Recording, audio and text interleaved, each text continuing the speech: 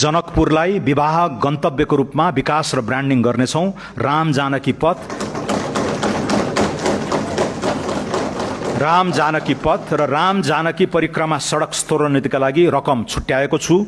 पर्यटकीय दृष्टिले महत्त्वपूर्ण पहाडी क्षेत्रमा हिल स्टेशनको प्रवर्धन गर्न पूर्वाधार विकासमा जोड दिनेछौँ। हिमाल आरोही तथा पदयात्रीको सुरक्षा र आकस्मिक उद्धारको भरपर्दो व्यवस्था मिलाउनेछौँ। मुस्ताङ र मनाङ लगायत उच्च हिमाली जिल्लामा रहेका 200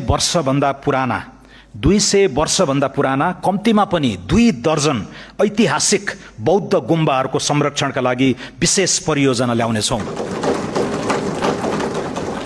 कपिलवस्तुको तिलौराकोट, धनुषाको जनकपुर धाम र काठमाडौँको गोकर्णेश्वरलाई विश्व सम्पदा सूचीमा समावेश गराउन कार्य अगाडि बढाउनेछौँ।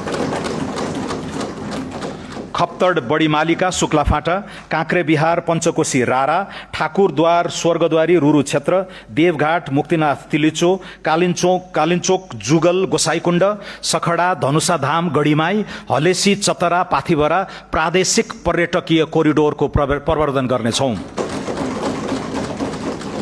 ग्रेट हिमालयन ट्रेल लगायत अन्य पदमार्गलाई रणनीतिक पदमार्गका रूपमा विकास गर्नेछौँ। खप्तड, रामारोशन, बडीमालिका, बुढीनन्दा रारा, स्वर्गद्वारी मुक्तिनाथलाई जोड्ने गरी उच्च पहाडी पर्यटन पदमार्ग डाँफे रुटको विकास गर्नेछौँ।